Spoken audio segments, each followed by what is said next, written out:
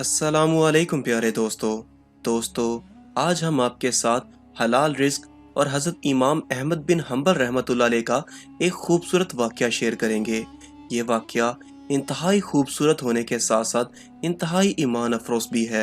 इसीलिए आप सबसे गुजारिश है कि वीडियो को स्किप किए बगैर वीडियो को मुकम्मल देखें ताकि आज की इस वीडियो का मकसद आप सब अहबाब को समझ में आ सके।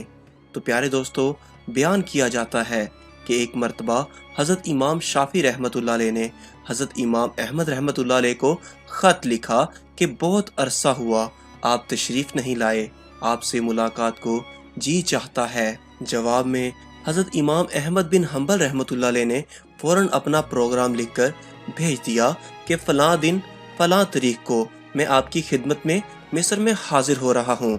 हज़रत इमाम शाफी रहमतुल्लाह अलैह ने अपने घर वालों को, अपने मिलने जुलने वालों को और दोस्त अहबाब और दूसरे उलमा को इनके आने की इत्तला दी।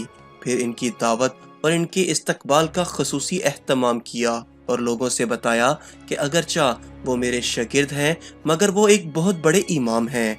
अल्लाह ताला ने उनको बड़ा मर्तबा अता फरमाया है। चुनाचे जिस दिन इनको पहुंचना था, इस दिन इमाम शाफी रहमतुल्लाह अलैह अपने शागिर्दों और दूसरे उलमा को लेकर इनके इस्तकबाल के लिए शहर से बाहर तशरीफ़ ले गए। इस वक्त मिस्र के जो बादशाह थे वो भी हज़रत इमाम शाफी रहमतुल्लाह अलैह के मुत्तकिद थे।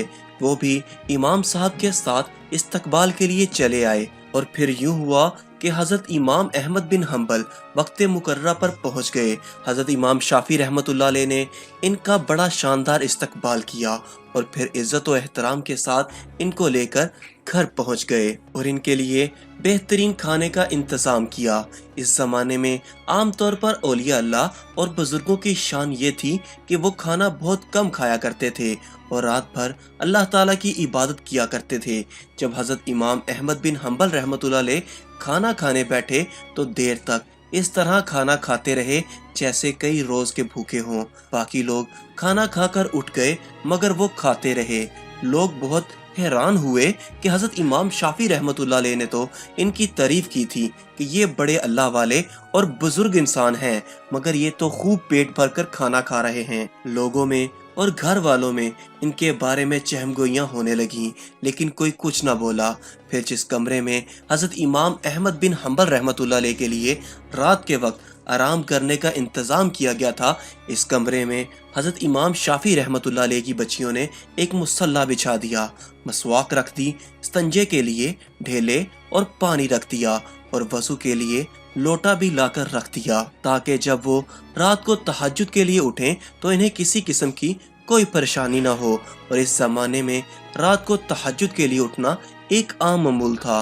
अल्लाह ताला बचाए कि आज हमारे ज़माने में ये अफसोसनाक माहौल हो गया है कि सुबह 8 बजे और 9 बजे उठना हमारा आम मामूल बन चुका है और कई लोग तो इससे भी तखीर से उठते हैं। और जो उल्मा और सालेह लोग थे वो तो रात रात भर इबादत किया करते थे। अल्लाह ताला हम सबको भी तहज्जुद पढ़ने की तौफीक अता फरमाए, आमीन। बहरहाल हज़रत इमाम अहमद बिन हम्बल रहमतुल्लाह अलैह ने रात को इस कमरे में आराम किया और सुबह उठकर फजर की नमाज पढ़ने चले गए। जैसे ही वो नमाज के लिए निकले तो हज़रत इमाम शाफी रहमतुल्लाह अलैह की बच्चियां इस कमरे में आ गईं तो वहां देखती हैं कि पानी का लोटा वैसे का वैसा पानी से भरा हुआ है। ना मसवाक इस्तेमाल हुई, ना ढेले इस्तेमाल हुए और ना वजू के लिए पानी इस्तेमाल हुआ। सब कुछ जैसा था वैसे का वैसा ही रखा था। अब इनके दिल में ये शुबा हुआ कि शायद रात को चूंकि ज्यादा खा लिया था इसलिए तहज्जुद के लिए आंख नहीं खुली होगी। जबकि फजर की नमाज पढ़कर हज़रत इमाम अहमद बिन हम्बल रहमतुल्लाह अलैह तशरीफ लाए तो घर वालों ने हज़रत इमाम शाफी रहमतुल्लाह अलैह से कहा कि आपने फरमाया था कि वो तो बहुत बड़े अल्लाह वाले और बहुत बड़े बुजुर्ग हैं, मगर रात को इन्होंने खाना भी खूब खाया और रात को हमने इनको वजू और इस्तंजा के लिए पानी और ढेले रखे थे, वो भी इस्तेमाल नहीं हुए। मालूम हुआ कि रात को तहज्जुद की नमाज भी नहीं पढ़ी। اب حضرت امام شافعی رحمۃ اللہ علیہ کو بھی تشویش ہوئی، لہٰذا انہوں نے حضرت امام احمد بن حنبل رحمۃ اللہ علیہ کو بلایا اور تنہائی میں لے جا کر ان سے پوچھا کہ اس طرح کی باتیں سننے میں آ رہی ہیں کہ آپ نے کھانا بھی غیر معمولی طور پر کچھ زیادہ کھایا، اور جس کمرے میں آپ کے لیے سونے کا انتظام کیا گیا تھا، اس کمرے میں آخری شب میں استعمال کے لیے جو چیزیں رکھی گئی تھیں وہ بھی استعمال میں نہیں آئیں۔ کیا بات ہوئی؟ آپ پہلے تو ایسے نہیں تھے، کیا یہاں سے جانے کے بعد آپ کے مزاج میں کچھ تبدیلی آ گئی ہے؟ حضرت امام احمد بن حنبل رحمۃ اللہ علیہ نے فرمایا کہ حضرت، میرے بارے میں جو باتیں ہو رہی ہیں وہ درست نہیں ہیں، بلکہ بات کچھ اور ہے۔ بات دراصل یہ ہے کہ میں جس وقت کھانا کھانے کے لیے آپ کے دسترخواں پر پہنچا اور جس وقت میں نے اس کمرے میں قدم رکھا تو میں نے دیکھا کہ اس کھانے کے حلال اور طیب ہونے کی وجہ سے وہ کمرہ نور سے چکو چوند ہو رہا ہے، اور یہ دیکھا کہ آسمان سے لے کر اس دسترخوان تک انوار کی بارش ہو رہی ہے۔ جب میں نے یہ صورتحال دیکھی تو میں نے سوچا کہ شاید اس سے زیادہ حلال اور طیب کھانا مجھے زندگی میں نہیں ملے گا، لہٰذا جتنا بھی زیادہ سے زیادہ اس کو کھایا جا سکتا ہے کھا لیا جائے، اس لیے کہ اس کھانے کا ذرہ ذرہ ایمان کو اور دل کو روشن کرنے والا ہے۔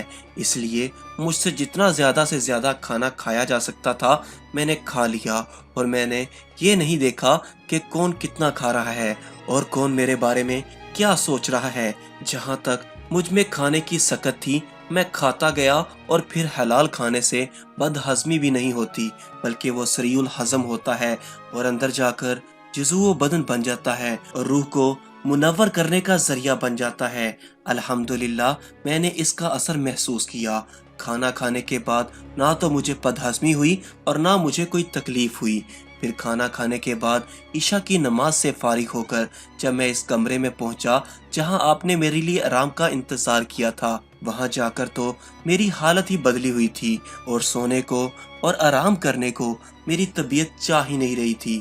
اگرچہ میں لمبا سفر کر کے آیا تھا، مگر اس کھانے میں اتنی غذائیت اور توانائی تھی کہ میری تھکان بھی ختم ہو گئی اور سستی بھی جاتی رہی، اور جب میں سونے کے لیے لیٹا تو مجھے نیند نہ آئی، لہٰذا میں لیٹا رہا اور لیٹے لیٹے قرآن و حدیث میں غور کرتا رہا، حتیٰ کہ پوری رات غور و فکر کرتے ہوئے گزر گئی، اور اسی رات میں نے قرآن و حدیث سے 100 مسائل کا حل تلاش کر لیا، اور وہ مسائل ایسے تھے جو اس سے پہلے کبھی میرے ذہن میں نہ آئے ہوں اور نہ ان کی طرف میرا کبھی خیال گیا ہو۔ لیکن جب آج کی رات میں نے غور کیا تو مجھے ایسا محسوس ہوا کہ قرآن و حدیث کے علوم اور اسرار میرے سامنے کھلے ہوئے ہیں۔